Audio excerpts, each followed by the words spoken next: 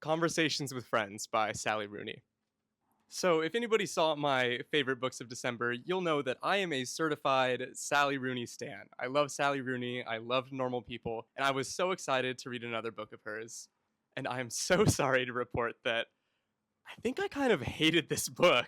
So, this book follows Frances and her ex girlfriend, now friend Bobby, as they meet this photographer and writer Melissa and her actor husband.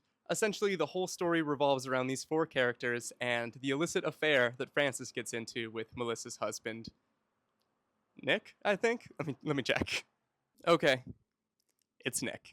So this book is very character driven, and I think that's the issue because the characters in this book are horrible.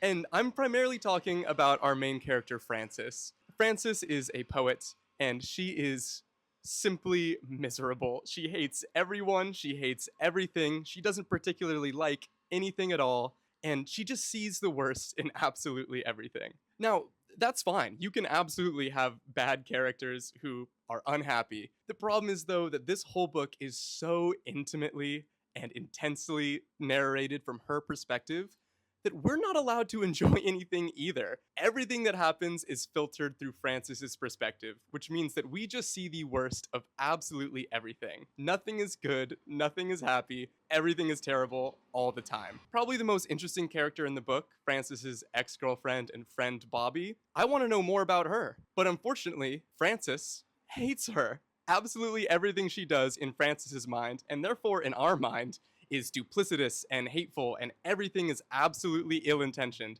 Nothing is ever good, ever. And I mean, I feel really bad talking about a book that is at least trying to be a really progressive feminist novel and saying, I didn't really like it. This woman does not appeal to me. But it's not just me. I mean, every other character in the book says she's awful and miserable. And I mean, she says the same thing too. It's established.